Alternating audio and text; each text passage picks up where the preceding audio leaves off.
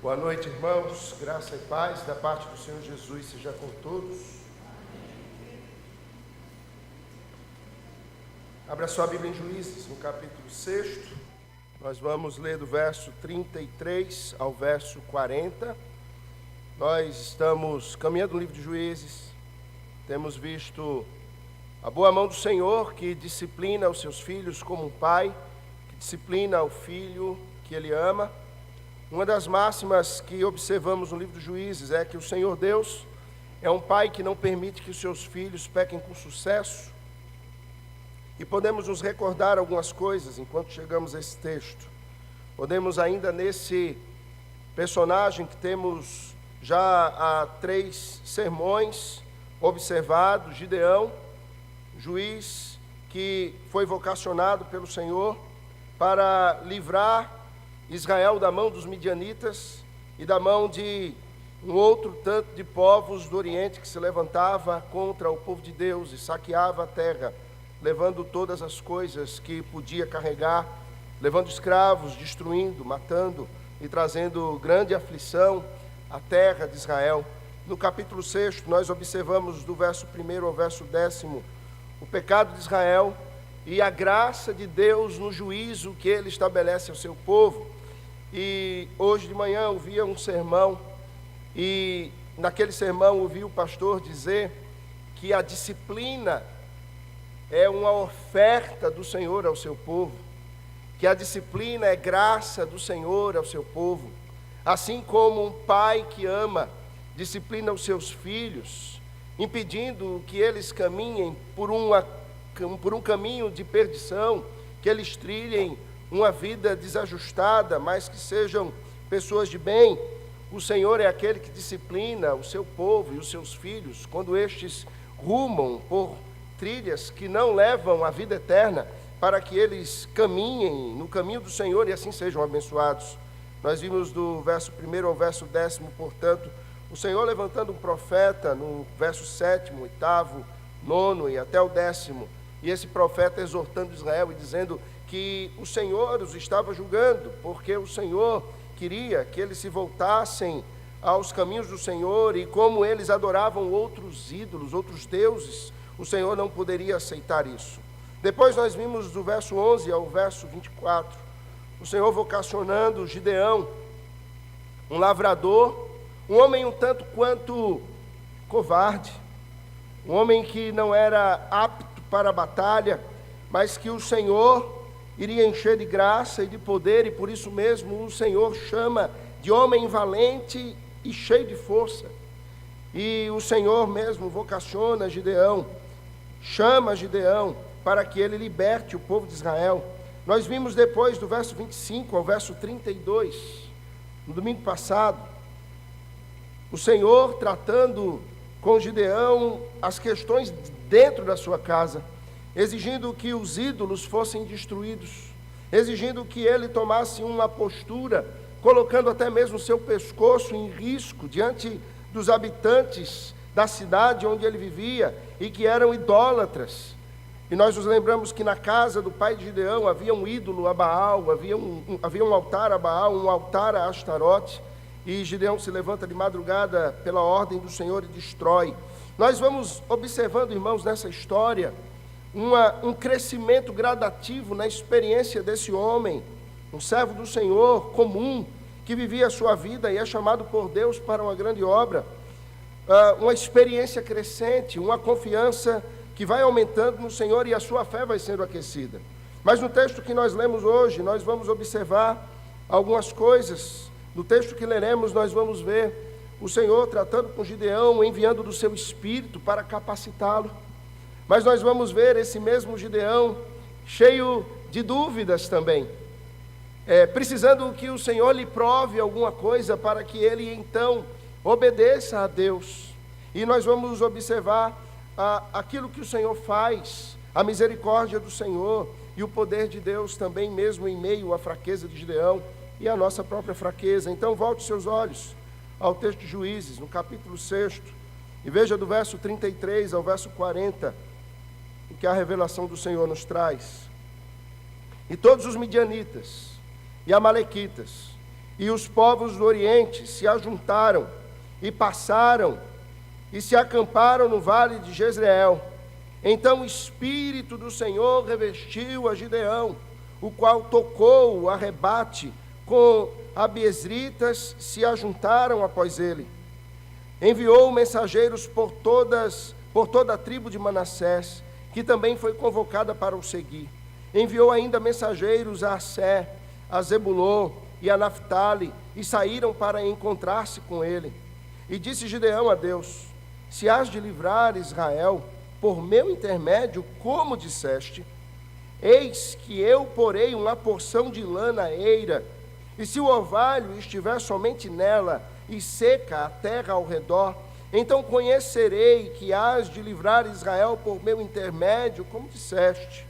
E assim sucedeu, porque ao outro dia se levantou de madrugada, e apertando a lã do orvalho dela, espremeu uma taça cheia de água. Disse mais Gideão: não se acenda contra mim a tua ira, se ainda falar só esta vez.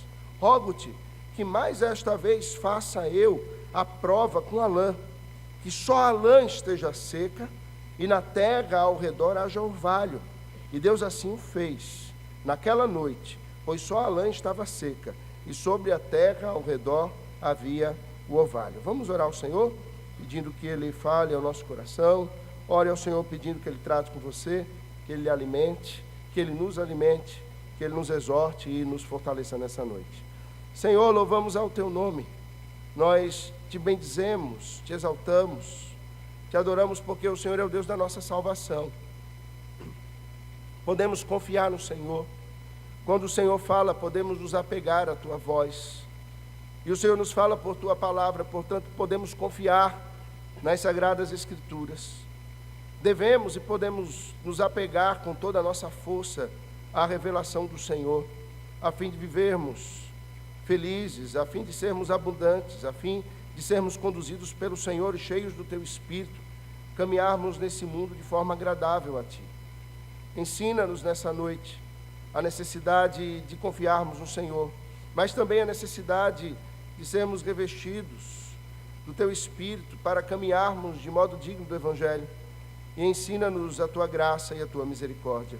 É a nossa oração, em nome do Senhor Jesus. Amém. Nós conhecemos a história. Já vimos isso no capítulo 6, no início dele.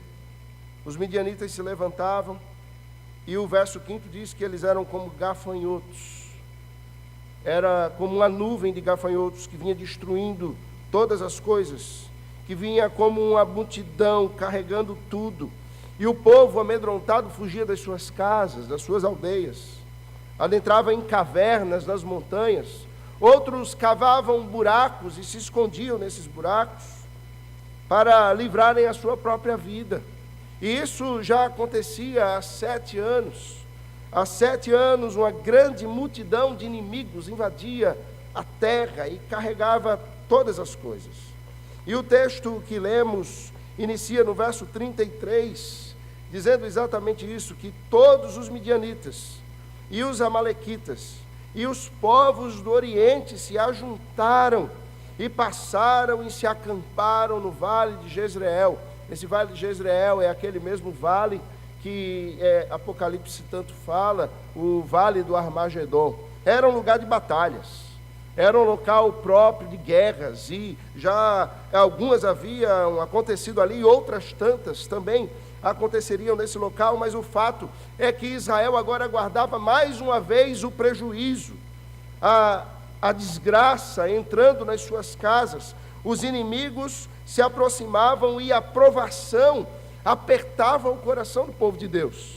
Irmãos, é certo que nós não enfrentamos provações desse tipo, com inimigos invadindo os nossos lares, ou povos entrando na nossa cidade e carregando todas as coisas, mas nós sim enfrentamos provações que apertam o nosso coração, não é verdade?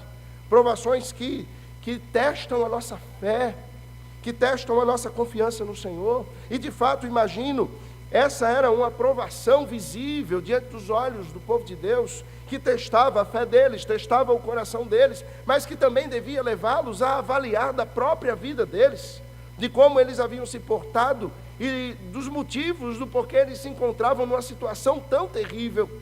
O Senhor já havia revelado a eles sobre isso. Volte no capítulo 6, veja do verso 7 em diante o que o Senhor lhes diz. Tendo os filhos de Israel clamado ao Senhor por causa dos midianitas, o Senhor lhes enviou um profeta que lhes disse: assim diz o Senhor, Deus de Israel, eu é que vos fiz subir do Egito e vos tirei da casa da servidão, e vos livrei da mão dos egípcios e da mão de todos quantos vos oprimiam, e os expulsei de diante de vós e vos dei a terra. E disse: eu sou o Senhor, vosso Deus. Não temais os deuses dos amorreus, em cuja terra habitais. Contudo, não destes ouvidos à minha voz. Nós estamos vendo Deuteronômio se cumprindo. Quando esse mesmo povo de Israel, saído do Egito, após 40 anos de caminhada no deserto, se encontrava na planície de Moabe, eles deveriam, antes de entrar na terra, ouvir a lei do Senhor em discursos, em pregações, que seriam trazidas ao seu coração, para que essa lei estivesse na sua memória, e para que essa lei estivesse no seu coração, e para que eles lembrassem aos seus filhos dos estatutos e das leis do Senhor, e eles lembrassem que o Senhor havia dado decretos para que eles fossem felizes. E no capítulo 8 de Deuteronômio, o Senhor diz ao povo de Israel que se eles cumprirem os mandamentos e as leis do Senhor, eles seriam abençoados. Mas se eles não cumprissem os mandamentos e as leis do Senhor, eles não seriam abençoados. Claro, irmãos, o Senhor não é um Deus que nega-se a si mesmo. Se o Senhor é Deus santo, se o Senhor é Deus justo, se o Senhor é Deus reto em todos os seus desígnios, como o Senhor há de abençoar a injustiça? Como o Senhor há de abençoar aqueles que caminham longe dos seus caminhos, da sua lei?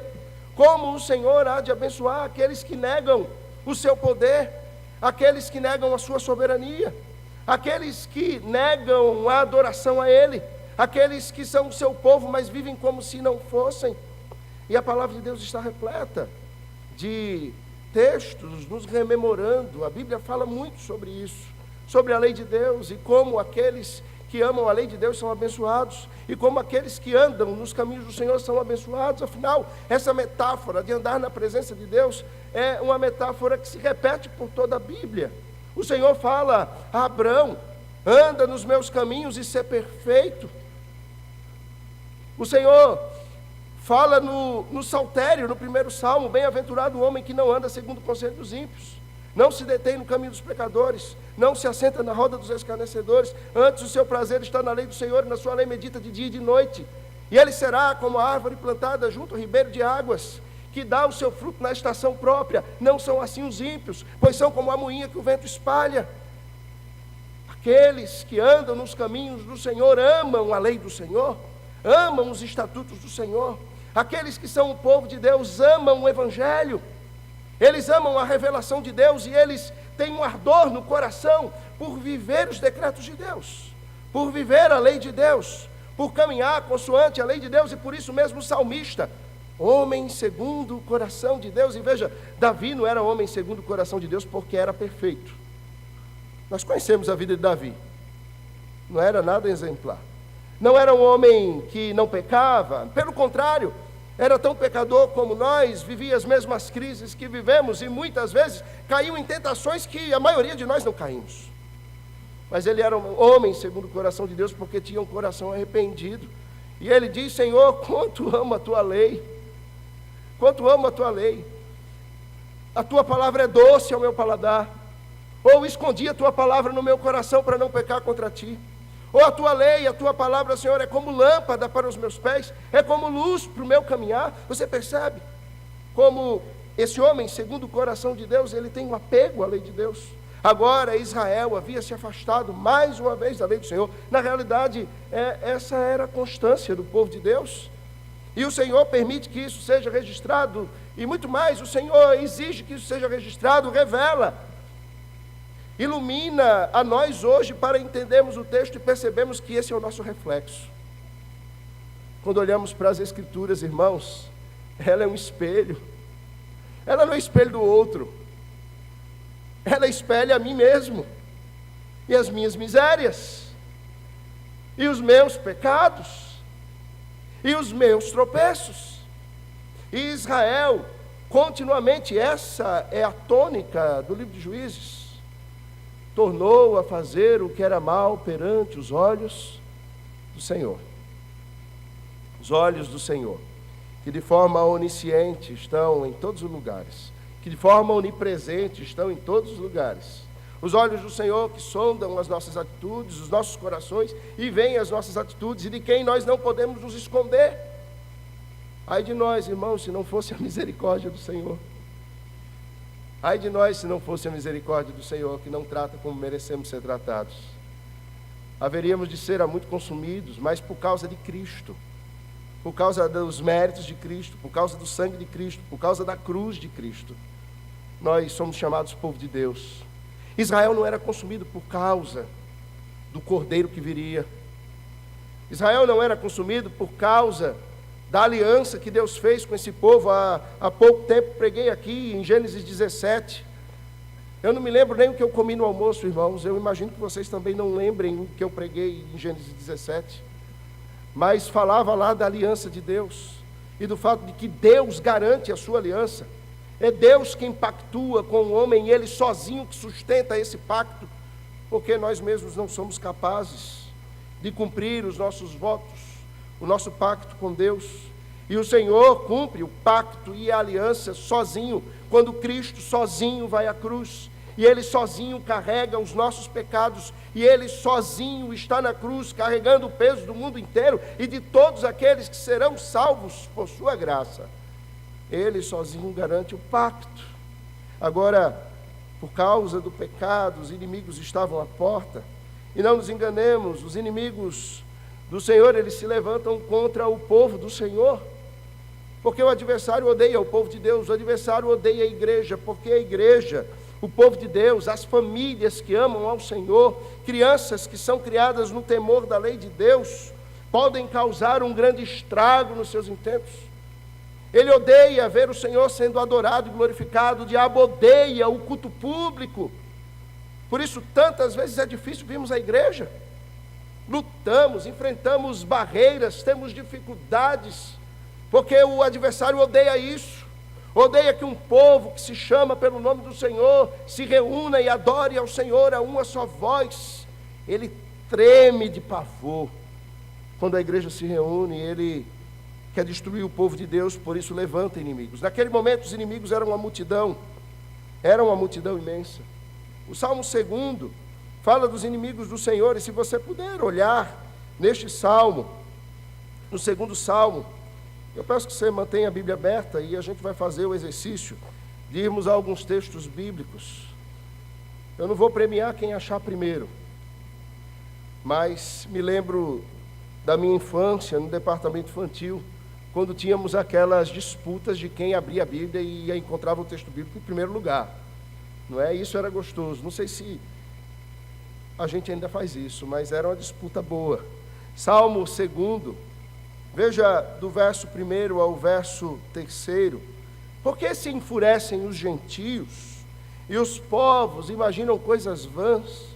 Os reis da terra se levantam e os príncipes, veja lá, conspiram contra o Senhor e contra o seu ungido, dizendo: rompamos os seus laços e sacudamos de nós as suas algemas. Os inimigos do Senhor se levantam contra o Senhor e contra o seu ungido. Eles se levantam contra o Deus da aliança. É interessante que o termo Senhor que está posto aqui é o Senhor da aliança, é Adonai, aquilo que os judeus colocavam no lugar do nome indizível de Deus. Senhor é o Deus da aliança, o Deus que garante a aliança, o Deus do pacto, o Deus que promete um Salvador. Os adversários do Senhor odeiam um pacto, odeiam o Deus que garante o pacto, odeiam o Deus que salva um povo para viver eternamente com Ele. O adversário odeia isso, mas odeia também aquele que das pessoas da Trindade garante o pacto, a segunda pessoa, que se coloca entre Deus e nós mesmos, levando sobre si o nosso pecado. E a declaração dos inimigos do Senhor está no verso 3 desse salmo: rompamos os seus laços e sacudamos de nós as suas algemas. Eu acho que você já consegue entender ao olhar para essa declaração o que eles estão dizendo. A lei de Deus, a palavra de Deus, para aqueles que não amam ao Senhor e não amam a lei de Deus, elas são como algemas e como laços. É o que constrange o pecador. É o que aponta que as coisas são pecado. E não é à toa, irmãos, que nos nossos dias as pessoas querem negar a palavra de Deus. Há projetos de reescrever a Bíblia, retirando partes que são indesejáveis, partes que ferem, que não são politicamente corretas, partes das Escrituras que não combinam com o nosso tempo pós-moderno, em que tudo pode, que não combinam com a ideia da aceitação do pecado in toto. E eles dizem: sacudamos de nós as suas algemas, rompamos os seus laços, porque a lei de Deus é como uma algema que aponta para o ímpio que ele é pecador e vai para o inferno. Mas para aqueles que creem e que são salvos pelo Senhor, irmãos, isso é o poder de Deus. E nós vivemos por essa palavra que é o poder de Deus. Ela que nos guia, ela que nos orienta e ela que diz que nós somos pecadores. Ela que nos constrange, ela está acima de toda a ciência humana. Ela está acima de todo saber humano. Ela está acima dos nossos desejos e das nossas vontades. Ela está acima dos nossos projetos e dos nossos planos. É a bússola que nos guia à cidade celestial. É a bússola que nos guia no caminho do Senhor e nos fará sermos felizes e abundantemente felizes. Os inimigos são numerosos. Eles estão no vale de Jezreel. Mas para você entender o quão numerosos são eles, irmãos, veja no capítulo 6, o verso 5, já vimos. Eles são como gafanhotos, são a multidão. Olhe no capítulo 7, o verso 12. Os midianitas e os amalequitas e todos os povos do Oriente cobriam o vale como gafanhotos em multidão, e eram os seus camelos em multidão inumerável como a areia que há na praia do mar. Eles entravam com camelos pelo território de Israel. E eu imagino que aquela nuvem de poeira se levantava e vinha antes deles, cegando a todos de forma aterrorizante. Mas agora veja o capítulo 8, verso 10. Estavam, pois, Zeba e Salmuna em Carcó, e os seus exércitos com eles, uns 15.000 homens. Aí você diz: só 15.000? Calma. Todos os que restaram do exército de povos do Oriente. Isso aqui é o texto depois que Gideão luta. Depois que Gideão vence a batalha. Eu estou dando spoiler, né, de um próximo sermão, mas não tem nada não. Cenas do próximo capítulo. E Gideão vence a batalha mesmo. Não perca o sermão porque eu disse o final, mas eu vou falar sobre isso no outro dia. Sobram 15.000 homens. Todos os que restaram do exército de povos do Oriente. E os que caíram foram 120.000 homens que puxavam da espada. Você é bom de matemática. Morreram 120.000, sobraram 15.000. Quanto era a multidão? 135.000 homens carregando espadas e montados em camelos. Essa era a pequena multidão que estava acampado no vale de Jezreel e queria entrar em Israel. E Gideão havia sido vocacionado pelo Senhor sem ter nenhum exército. A essa altura, veja, nós estamos no verso 33 do capítulo 6. Gideão não tinha um menino para carregar uma espada. Não tinha ninguém. Não tinha exército, não tinha homem treinado, não tinha arma, não tinha camelo, não tinha cavalo, não tinha carroça, não tinha espada, não tinha armadura, não tinha absolutamente nada para lutar. E eu imagino que ele olhava assim para o vale de Jezreel, irmãos, e via aquela multidão assim de 135.000 homens, mais camelos. O que é que você faria? Senhor, esse negócio está meio... Será que foi o Senhor mesmo que falou comigo? Será que é isso mesmo que o Senhor quer? Será que eu devo lutar essa batalha mesmo? Senhor, Senhor, o Senhor está vendo? O Senhor sabe contar, não sabe? São 135 mil. Eu não tenho ninguém comigo. Tem ninguém aqui comigo.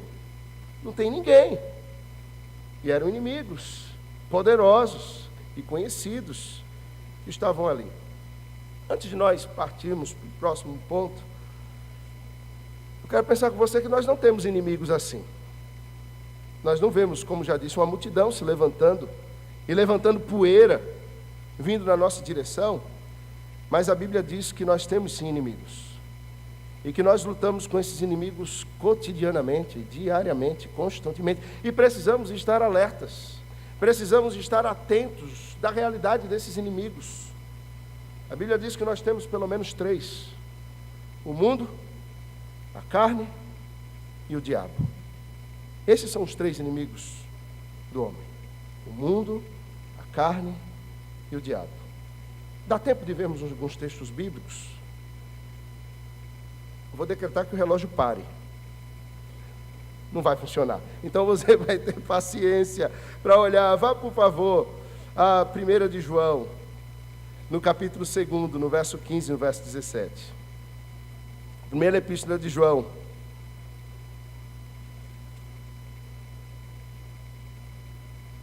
Veja no capítulo 2.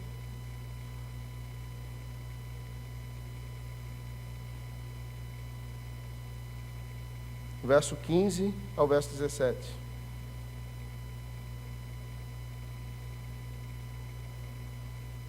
Não ameis o mundo, nem as coisas que há no mundo. Se alguém amar o mundo, o amor do Pai não está nele.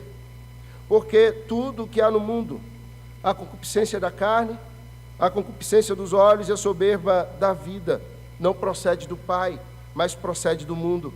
Ora, o mundo passa, bem como a sua concupiscência. Aquele, porém, que faz a vontade de Deus permanece eternamente. Agora vá ao Evangelho de João, no capítulo 16, e veja o verso 33.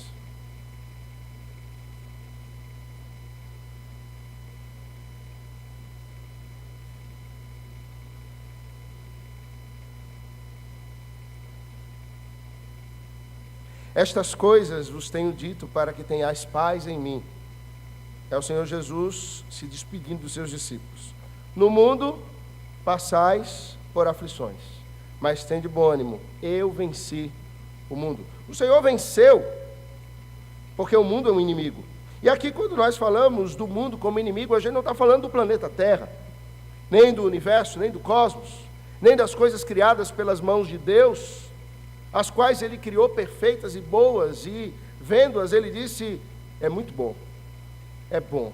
As obras das minhas mãos são muito boas. Mas o Senhor está falando nas Sagradas Escrituras, e claro, haveria muitos outros textos para vermos sobre isso, o tempo não permite, mas o Senhor fala de um espírito, de uma filosofia, de um pensamento, de um posicionamento contrário a Deus. Irmãos, quando em Gênesis 3 nós caímos, eu digo nós porque nós estávamos representados no nosso pai federal, Adão. Lá nós todos caímos com ele. O mundo quebrou. A imagem de Deus em nós se partiu. Muito embora esteja ainda presente, ela quebrou. E ela está rachada. As nossas relações passaram a ser conflituosas. A própria criação se voltou contra nós.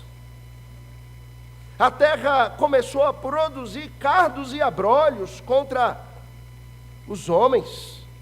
Até aquilo que é prazeroso, que é bênção de Deus ter filhos, passou a ser com dor. O mundo quebrou. Mas mais do que esses aspectos físicos, há um espírito que se coloca contra Deus, como nós vimos no Salmo 2. O sistema do mundo, ele está posto no maligno. E esse sistema faz inimizade contra tudo que se chama piedoso, faz oposição contra tudo que se chama santo. Mas nós vivemos nesse mundo. E o Senhor Jesus diz: Pai, não peço que os tires do mundo, mas que os livres do mal. E o Senhor nos envia ao mundo como ovelhas ao covil de lobos. É assim que o Senhor Jesus diz. E nós vivemos nesse mundo, mas precisamos estar atentos para um fato. Este mundo, ele não permanecerá sendo como ele é. Porque Cristo voltará. E quando Cristo pisar neste mundo físico, quando Cristo pisar na terra, quando a nova Jerusalém descer do céu como uma noiva para o seu noivo, todas as coisas serão restauradas em Cristo. Aquele que é, que era e que há de vir, nele todas as coisas serão consertadas. Por isso o Senhor Jesus diz: eu venci o mundo. Tenha bom ânimo, eu venci o mundo. Sabe quando o mundo parece que nos vai esmagar?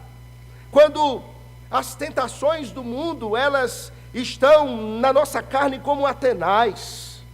Sabe quando o mundo, ele nos envenena, ele tira a nossa paz, ele faz oposição ao ensino da palavra de Deus, quando ele quer abocanhar os nossos filhos, ele quer destruir o nosso casamento, quando ele quer nos afastar da presença de Deus, quando o mundo prega coisas que são contra a palavra de Deus e que muitas vezes permitimos que entre no nosso lar e na nossa casa. O Senhor diz: eu venci o mundo. Tende bom ânimo. Se posicione, tenha bom ânimo. Se posicione, não desista. Se posicione, esteja atento, preste atenção. Não seja uma pessoa de ânimo dobre. Tenha bom ânimo e permaneça. Esse é um dos inimigos. Mas há um segundo inimigo: a carne. E quando a gente fala da carne, a gente está falando do corpo. A gente não vai entrar numa ideologia seta de que a carne, ela tem o mal e então não teremos mais um corpo como quando vivemos eternamente. Não, pelo contrário, teremos um corpo livre do pecado, um corpo restaurado, glorificado, sim, mas de carne e osso. Diferente desse que temos, mas um corpo santo, que não sofre mais as consequências da queda, porque Cristo terá destruído todos os efeitos do pecado e da queda, e viveremos em santidade. Aquilo que Adão deveria viver por obedecer a Deus e não conseguiu porque desobedeceu, nós viveremos porque o segundo Adão, ele obedeceu, porque ele foi capaz de ir até o fim em obediência, como ovelha muda ao matadouro, obedecendo ao Pai em todas as coisas, e porque estamos nele e fomos crucificados com ele, e as nossas vontades, desejos e anseios foram mortos com Cristo, e agora vivem em nós os desejos de Deus, os planos de Deus, o propósito dele, a vida que ele tem para nós. Nós viveremos com Cristo num corpo glorificado. Mas a carne é o lugar onde os desejos, e essa carne é o velho homem que faz inimizade contra a nova natureza nascida em Cristo. E você pode olhar, pelo menos o texto de Tiago, no capítulo 1.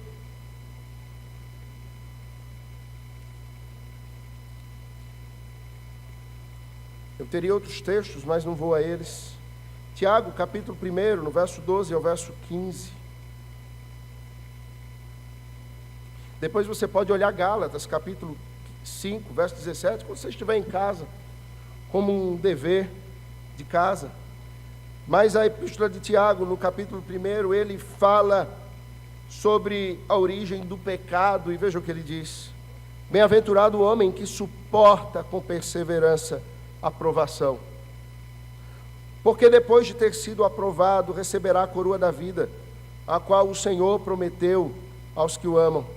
Ninguém, ao ser tentado, diga: sou tentado por Deus, porque Deus não pode ser tentado pelo mal, e Ele mesmo ninguém tenta. Ao contrário, cada um é tentado pela sua própria cobiça, quando esta o atrai e seduz.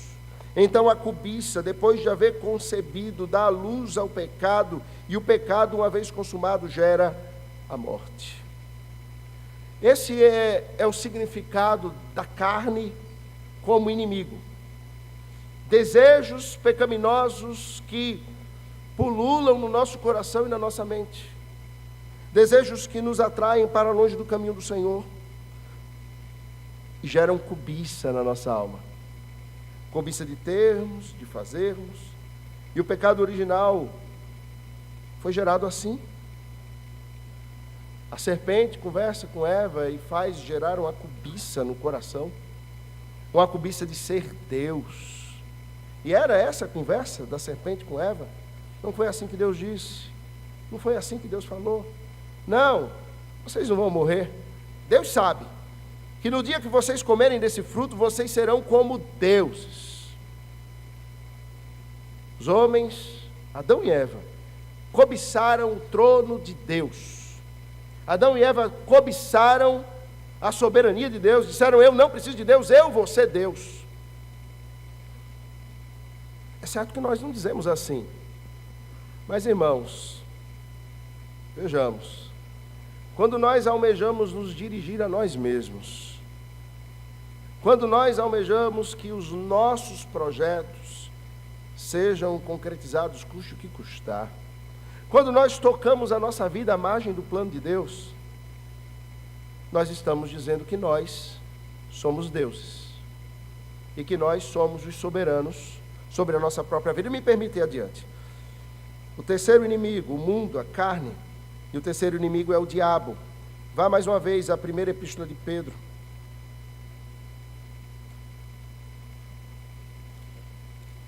E agora observe no capítulo 5. Apenas o verso 8.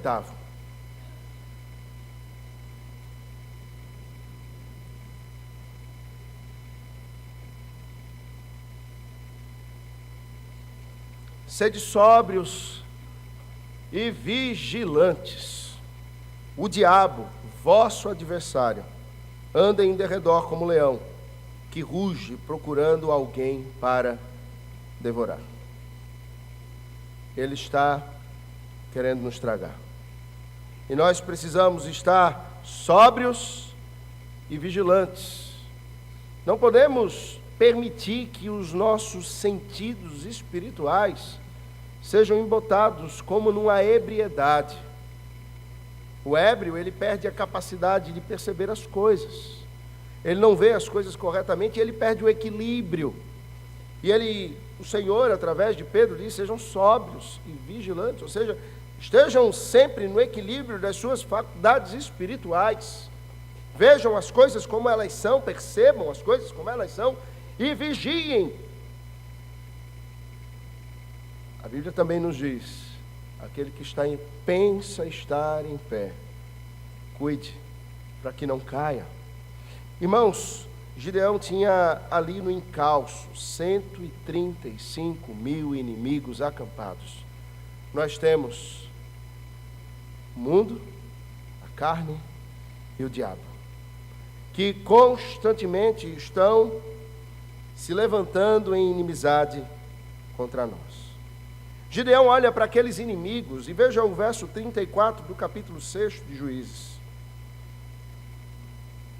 Os inimigos estão ali, mas então o escritor vai à cena com Gideão e relata o seguinte: então, o Espírito do Senhor revestiu a Gideão. O Espírito do Senhor revestiu a Gideão. E Gideão então ele toca o seu chofar, ele tocou o arrebate e se ajuntaram após ele os membros da tribo de Manassés, os seus irmãos, vieram membros da tribo de Assé, de Zebulon e de Naftali, e ele ali reuniu 35 mil homens. Ainda era pouco, mas ele já tinha agora um exército. Para quem não tinha ninguém, agora tinha 35 mil. Mas o que eu quero chamar a atenção a você é essa expressão do verso 34. O Espírito do Senhor revestiu a Gideão. O Espírito do Senhor operava de uma forma diferente no Antigo Testamento. No Antigo Testamento, o Espírito do Senhor, ele emanava nos servos vocacionados pelo Senhor para uma obra específica. Ele vinha sobre, ele revestia alguém para um ofício especial, para um ofício específico. Na Nova Aliança, no Novo Testamento, o Espírito de Deus ele não vem apenas para uma obra específica. O Espírito de Deus ele foi derramado sobre a igreja e sobre o povo de Deus, fazendo morada naqueles que são o povo de Deus. No Antigo Testamento, o Espírito vinha e ele revestia o indivíduo de um poder especial para realizar a obra. Para realizar a obra. Esse Espírito que revestia esses indivíduos não necessariamente, veja lá o que eu vou dizer, não necessariamente mudava profundamente o caráter desses homens. Veja Sansão. Estou dando spoiler também. Nós vamos falar sobre Sansão depois. Sansão era cheio do Espírito de Deus. Mas as atitudes de Sansão eram bem complicadas.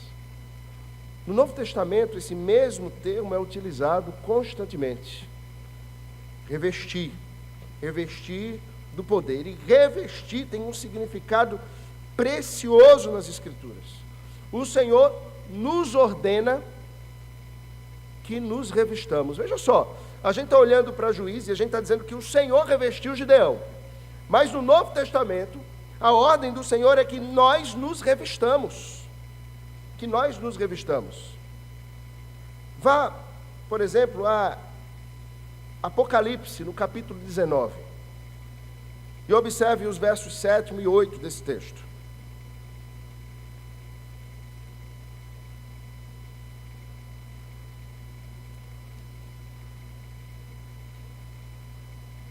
Apocalipse 19, no verso 7 e no verso 8.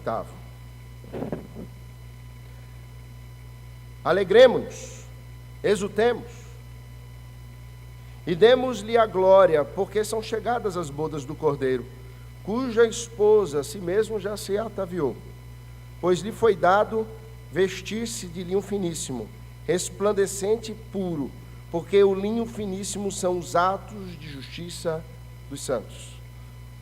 Aqui, a noiva, você sabe, a noiva representa a igreja. A noiva somos nós. É a igreja de Cristo.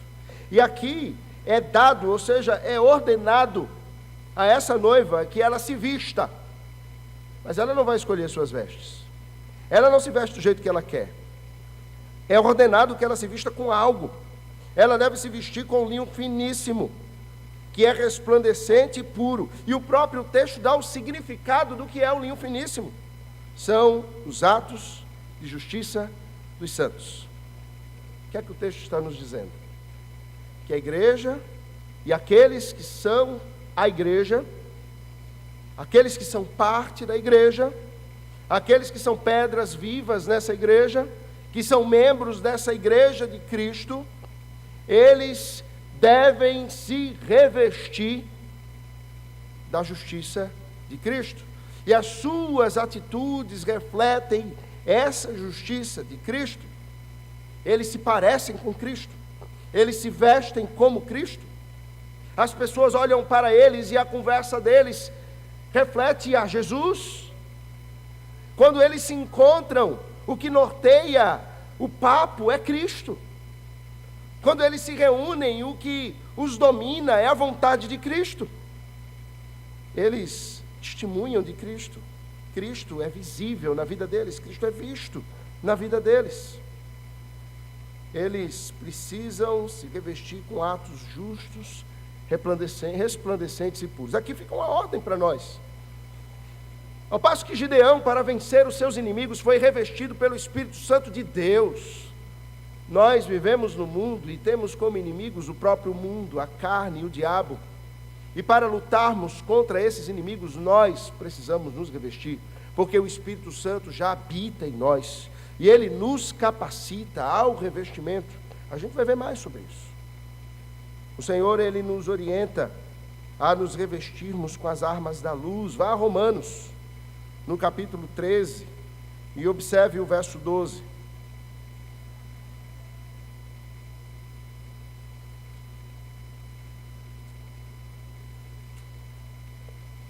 Romanos 13, e o verso 12 diz assim: vai alta a noite, e vem chegando o dia. Deixemos, pois, as obras das trevas, e revistamo-nos das armas da luz.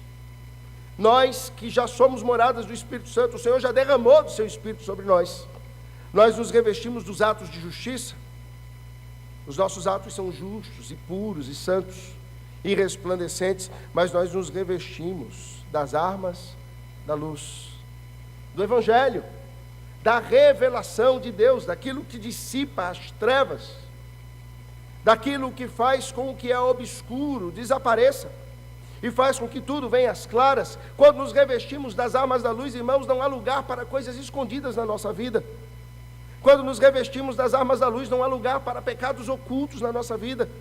Quando nos revestimos das armas da luz, nós estamos diante do Senhor, reconhecendo quem somos, reconhecendo quem Ele é, e estamos arrependidos, contritos, com o coração quebrantado diante do Senhor.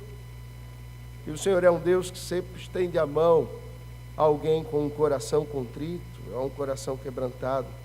Me permita correr com isso. Nós devemos nos revestir do novo homem. Efésios capítulo 4, verso 14.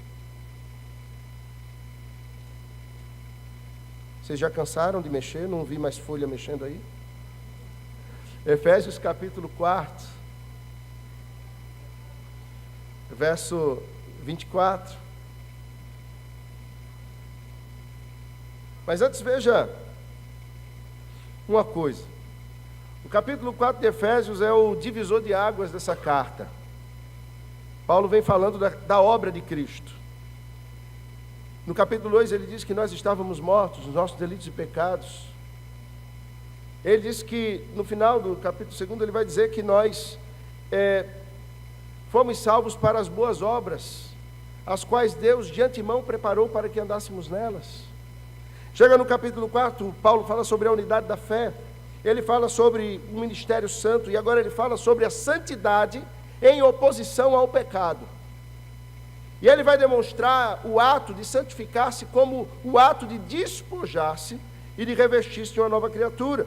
E ele então, no verso 22 diz assim, no sentido de que quanto ao trato passado, que trato passado? O que éramos antes de conhecermos a Cristo, os pecados que praticamos até hoje. Quanto ao trato passado, vos despojeis do velho homem, olha aqui um inimigo, a carne. Vos despojeis do velho homem, que se corrompe segundo as concupiscências do engano, e vos renoveis no espírito do vosso entendimento. Esse espírito já é operado em nós, é transformado em nós pelo poder do Espírito Santo. E o Espírito Santo opera no espírito do nosso entendimento, transformando a nossa compreensão das coisas. E veja mais, e vos revistais, olha o revestimento, e vos revistais do novo homem, criado segundo Deus em justiça e retidão, procedentes da verdade.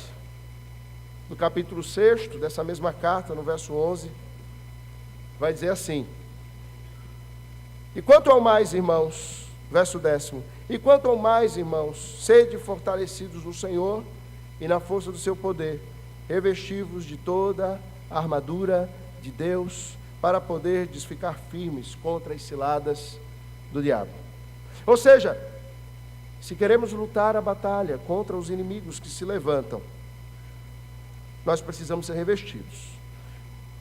Gideão precisou que o Espírito Santo viesse sobre ele, especificamente para aquela obra. Irmãos, o que há em nós é muito maior do que o que houve sobre Gideão. O Espírito Santo não vem sobre nós para um ato específico. O Espírito Santo foi derramado sobre nós e habita em nós para conduzir toda a nossa vida, para conduzir os nossos passos, decisões, para nos levar ao arrependimento, para nos mostrar quando erramos e quando pecamos, para nos levar a caminharmos na presença do Senhor. Mas há um ato aqui, nós nos despojamos. Gideão, ele só conseguiu vencer aquela batalha porque ele foi tomado pelo poder do Espírito Santo, que o revestiu naquele momento e o impulsionou a convocar Israel à guerra.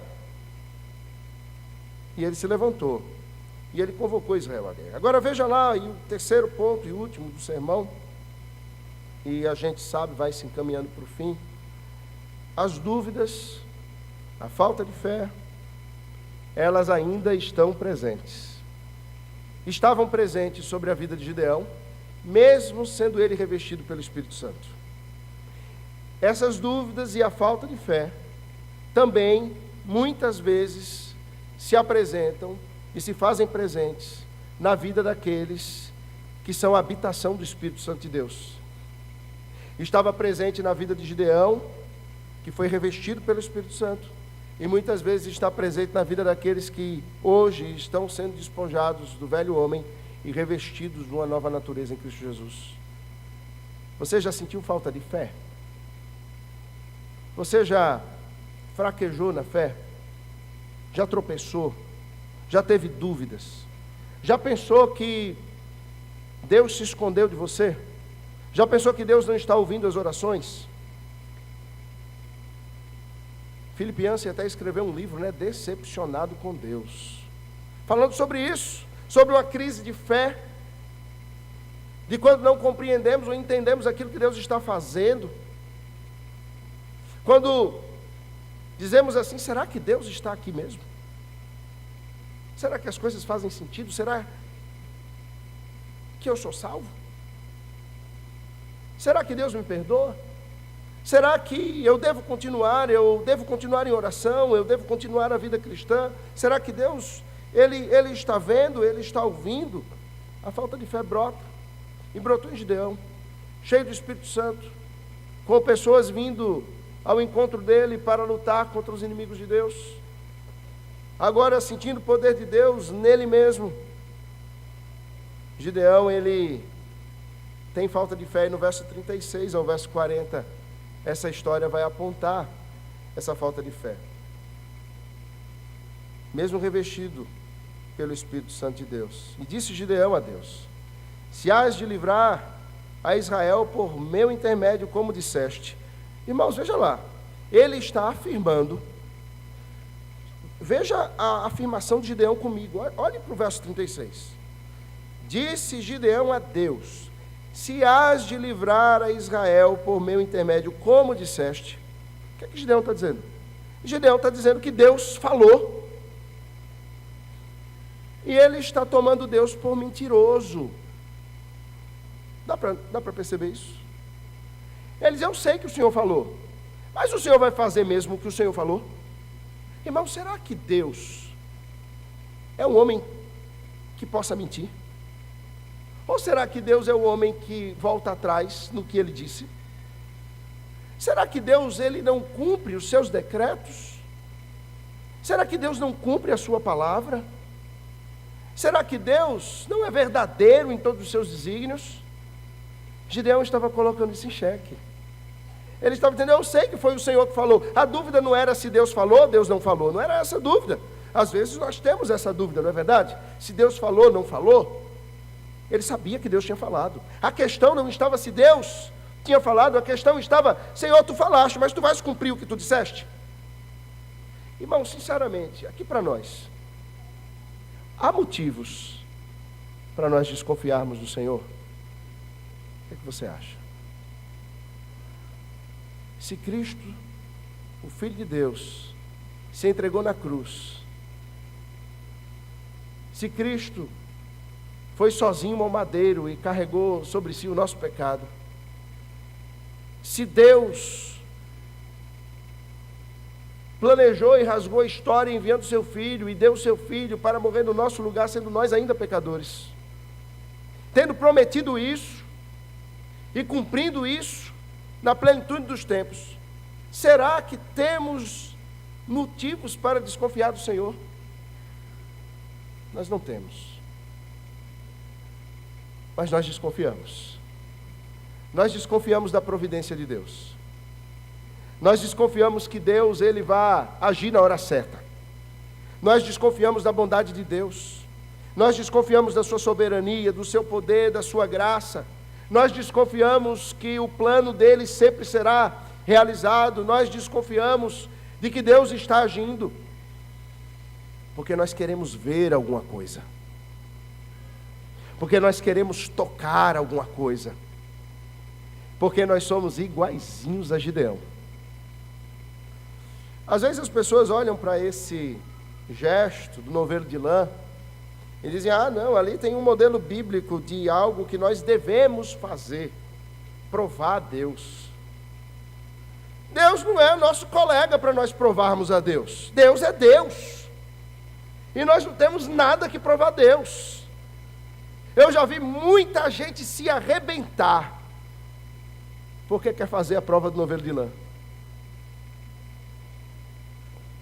Ouvia numa aula, numa pós-graduação que fiz há uns anos, e o pastor contando que aconselhava um homem que ele tinha um toque, que nós pastores entendemos como muitas vezes o pecado exacerbado na vida. Ele começou a dizer assim, se Deus Ele quer que eu faça isso, então Ele vai mandar uma pessoa passar naquela esquina vestido de vermelho agora. Se Deus quer que eu faça aquilo, então vai passar um carro agora. Se Deus quer que isso aconteça, então alguém vai vir falar comigo no meio da rua para me dizer alguma coisa assim, assim, assim. Você está entendendo? Irmãos, nós somos chamados para viver, o justo vive por fé. Você acha que isso é fé? Isso não é fé. Isso, no máximo, está mais para pagelança. Aquilo que o pajé faz na tribo. Está mais para jogar búzios, tarô. Está mais para esse tipo de coisa. Não, nós não precisamos que Deus nos prove nada. Gideão demonstrava uma falta de fé quando ele pede ao Senhor que prove com a questão do novelo de lã. E ele então diz ao Senhor, eis que porei uma porção de lã na eira, e se o orvalho estiver somente nela, e seca a terra ao redor, então conhecerei que hás de livrar Israel por meu intermédio, como disseste. E o Senhor faz assim. Mas Gideão acha pouco. A falta de fé é tão grande que ele diz, não, o Senhor precisa falar mais claramente. Porque o que ele falou não é suficiente. Veja, Deus já disse o que nós precisamos. Deus já disse o que você precisa saber para a sua vida? Sim ou não? Aonde? O Senhor já falou, irmãos, o Senhor já disse tudo o que nós precisamos saber para viver no mundo, na presença de Deus e sermos bem-sucedidos e estarmos com Cristo eternamente. O que mais nós queremos? Deus já disse, Deus já falou, está aqui. Mas nós dissemos assim, Senhor, mas isso não é suficiente não. O Senhor precisa falar de outra forma. Porque a Bíblia não é suficiente. É isso que nós fazemos quando nós provamos a Deus. Mas tinha uma outra coisa aqui embutida que o texto não deixa saltar aos olhos sem uma exegese mais profunda. Lembra de Baal? Aquele menino bom que os cananitas eles adoravam. Lembra da mulher dele, Astarote? Menina boa também. Eles tinham uma filha. Sabe como era o nome da filha de Baal e de Astarote? Chuta. O nome dela era Orvalho. No fim das contas, o que Gideão está fazendo naquela prova com Deus é dizer assim, Senhor, eu quero ver se de fato tu és mais poderoso do que Baal, do que Astarote e do que Orvalhinho, aquela menina doce. Eu quero saber se o Senhor manda nessa família. Porque veja lá, Baal era o Deus da tempestade. Baal era o Deus da chuva.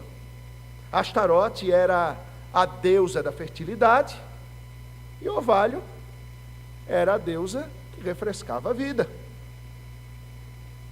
E quando Gideão, ele pede ao Senhor que mande no orvalho, bota um orvalho aqui, bota um orvalho ali, ele está dizendo, eu quero ver, Senhor, se tu tens poder sobre os ídolos.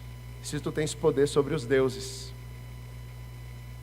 E Deus, pela sua misericórdia. E Gideão sabe que ele estava num jogo perigoso, irmãos. Ele sabe que ele estava num jogo perigoso, porque ele diz isso. Ele diz exatamente isso ao Senhor.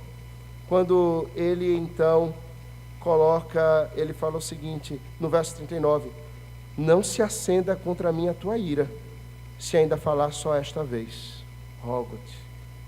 Ele sabia que ele estava num jogo perigoso, que ele estava fazendo uma roleta russa ali, mas Deus foi misericordioso. Você já viu pessoas dizerem que Deus falou extraordinariamente assim, assado, que Deus usou pessoas assim, assado?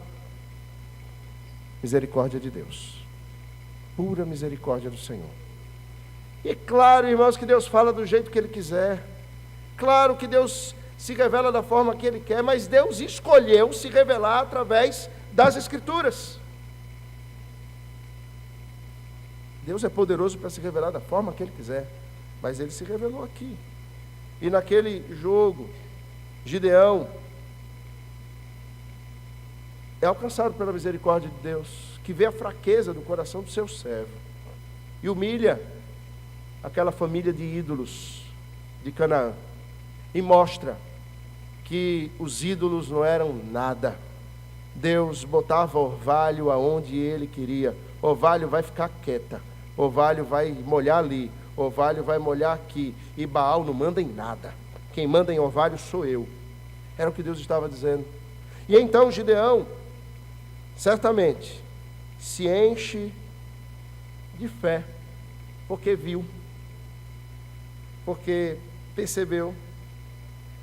O problema, irmãos, é que nós queremos ver as coisas e nos esquecemos que mais bem-aventurados são os que não viram e creram. Nós somos mais bem-aventurados quando caminhamos por fé, sem a necessidade de provas de que Deus está operando, de que Deus está agindo, de que Deus está fazendo. Nós simplesmente ouvimos o que Deus disse e nós atendemos a voz do Senhor, confiando na voz do Senhor. Eu quero aplicar algumas coisas. Primeiro, fazendo algumas perguntas a você. Qual ou quais destes três inimigos mais tem te cercado? Lembra deles? O mundo, a carne e o diabo. Você tem percebido esses inimigos? Ou você está vivendo com os seus sentidos tão embotados, inebriados, que você não consegue vê-los? Você não consegue ver o mundo como mal? Você não consegue olhar para si mesmo e ver o pecado na sua própria vida? E você não consegue ver os intentos do maligno? Nós precisamos, irmãos, estar atentos e vigilantes acerca dessas coisas. E qual destes inimigos tem sido mais feroz? Um, dois ou os três ao mesmo tempo? Nós vivemos num mundo mau. Nós vivemos num mundo vil, em que a lei de Deus está sendo quebrada, em que as pessoas dizem que a lei de Deus é má, e nós precisamos nos firmar na lei do Senhor e nos posicionar contra os inimigos de Deus. Mas nós também precisamos, irmãos, nos despojar de nós mesmos, nos despojar de antigas e velhos hábitos, antigas e velhas atitudes, antigas e velhas práticas, para vivermos a novidade de vida em Jesus. Não podemos caminhar da mesma maneira. Se Cristo nos salvou, se Cristo nos libertou, Ele nos salvou e nos libertou verdadeiramente, para vivermos uma novidade de vida. Não podemos ser escravizados por antigos pecados, não podemos estar sendo escravizados por antigas dúvidas, mas precisamos entender que o Espírito Santo de Deus habita em nós, e que nós precisamos nos revestir da justiça, que nós precisamos nos revestir da luz, que nós precisamos nos revestir da nova natureza em Cristo. E por último, por mais que você duvide, e por mais que falte fé no seu coração, pregue a você mesmo um fato: Deus sempre cumpre as suas promessas. Talvez você esteja cansado de orar. Talvez você esteja achando que Deus não ouve mais a sua voz. Talvez você esteja tão cansado que vir à igreja se torna um fardo. Se apegue às promessas de Deus. Usufrua da graça de Deus. Se alimente da comunhão dos santos, da palavra de Deus. Se alimente da presença do Senhor. Quando a igreja de Deus se reúne, se alimente da sua palavra. Quando você em casa dobrar os joelhos e abri-la e ouvir Deus falar com você. Nós precisamos crer. Deus falou e Ele cumpre a sua palavra. E a palavra de Deus nos diz que é chegado o dia do Senhor. Cristo está vindo, irmãos. E quando Cristo vier, Ele derrotará ou Ele consumará aquilo que já foi derrotado na cruz. O Senhor Jesus na cruz disse: está consumado. Os inimigos foram destruídos. Quando Ele ressuscitou, a morte foi destruída. Mas nós viveremos e perceberemos os efeitos cabais da morte dos inimigos de Deus, quando Cristo voltar. E aí a morte morrerá, e todos os inimigos de Deus serão lançados no lago de fogo ardente. O mundo será transformado.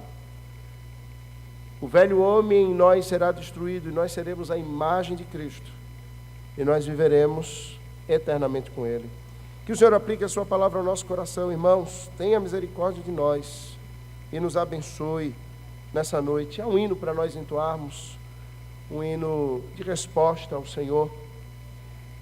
Vamos adorar a Deus, vamos louvá-lo com esse hino, enquanto nós nos preparamos para a Santa Ceia do Senhor.